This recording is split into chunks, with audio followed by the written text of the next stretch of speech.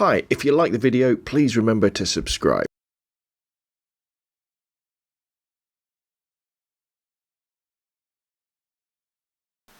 Hi, I'm Rob from roblandphoto.com, and in today's video we're going to be looking at the photographer's Ephemeris, a application for your Android phone.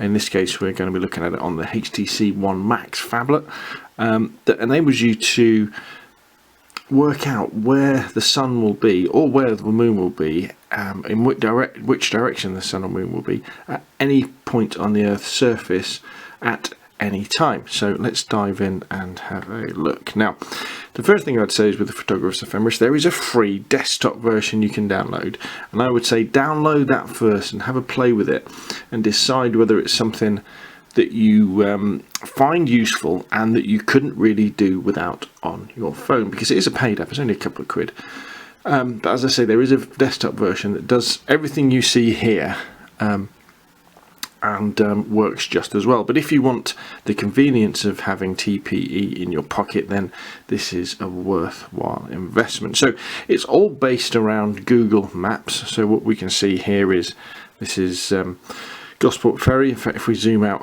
a long way, you'll see that this is the south coast of the UK. Whoops. There we go. There's the Isle of Wight. There's the south coast. Let's zoom back in again. And so, you know, the app itself is incredibly fast. A lot of it will depend on your data connection. I'm running on Wi-Fi at the moment, so it's really quick. And we can do a few little sort of moves around. You know, we can do the old, we can move that around to have a look at things. In a slightly more three-dimensional view, kind of. But basically what you can see here is in the middle we've got the little red pin, and from this little red pin the TP is showing us a number of things. So if you can see that little yellow line that comes up there, that's actually for today, Sunday, April the 13th, the direction that the sun rose. And if we look down in the bottom, it tells us that sunrise was at 6:14 at an angle of 74.6 from true north, and then the sun will set, or has just set, at 19:56, and it's where that orange line is there.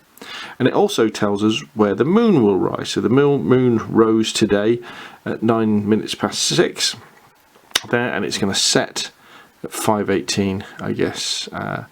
I think it will be tomorrow morning, across in that angle there. And we can move this around, so we could visit somewhere else that I've saved. So let's go to Leon Silent, and then we know here, and you can see we're in this location. We can see exactly where the sun will rise, and we can see exactly where the sun will set. And you may well say, well, wait a minute, everything's not all about sunrise and sunset pictures, or moonrise and moonset pictures. A lot of the time we want the interesting bits are in the middle. Well, we can do that if we flick through to the third screen. What you can probably see just down the bottom, there's a little clock, and what we can do, this tells us where the sun and moon will be at a particular time. So if we kind of reset it, in fact, tell you what, instead of working in today, let's work on tomorrow. So Monday, April the 14th. Let's flick through to here. So we know, there we go. So the sun's going to rise at 6:13. And if we slide this little clock along, can you see that little yellow line moving along? That's the direction. You probably see it better when it's over the water. There we go. That's the direction that the sun will be at any particular time. So I can stop, and it can say at 3:30, or I could click on that and I could go to particular times of day, and that'll tell me exactly the direction that the sun will be from my particular location. And then when it becomes appropriate, we'll see the moon rise, and so we could know exactly the direction that the moon is rising. Now that could be really important, because it could be something like, you know, if we go to current location, it could be, well, you know, you're sitting outside, you realise it's going to be a nice night, a starry night, but maybe from your back garden you can only see the moon at a particular location, at a particular angle.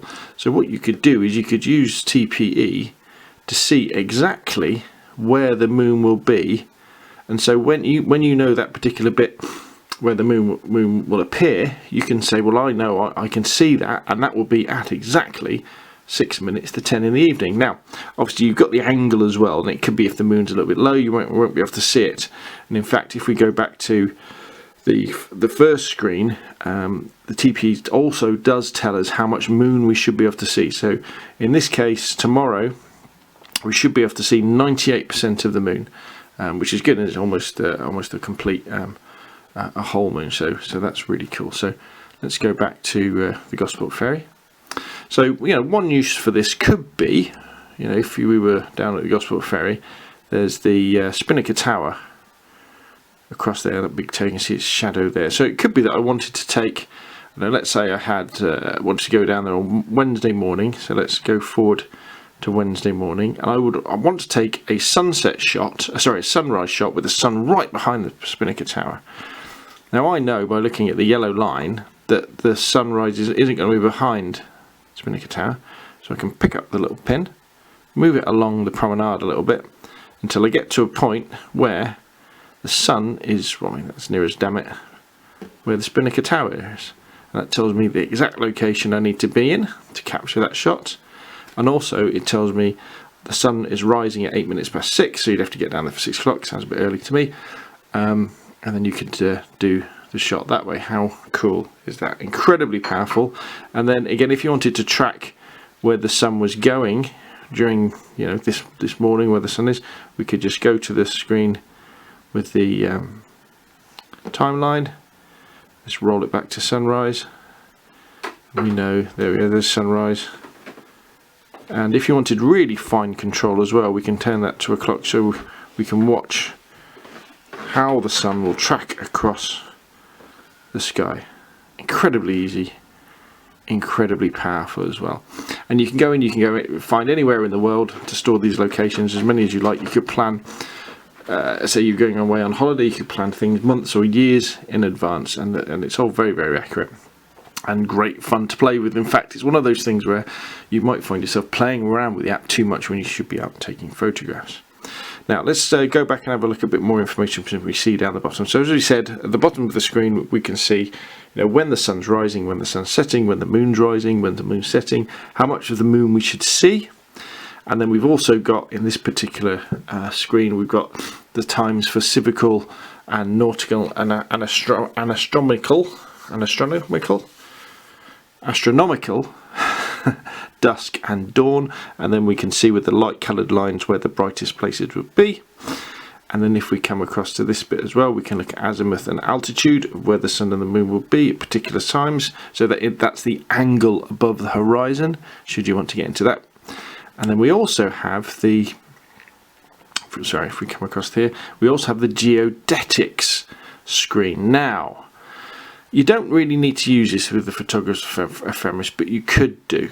And with the geodetic screen, what happens is, if we go to somewhere else, let's go to Butser Hill up in Hampshire, and you'll see that we have up here, and it will just appear, there's a second pin, there's a grey pin. And what this enables us to do is work out the distance between our pink pin or our red pin and the grey pin. We can look at the distance, we can look at the bearing, so how far up and down in terms of an angle that it is, and also the difference in elevation. So Butts Hill's quite high. In fact, if we see where the red pin is, we're 267 metres above sea level.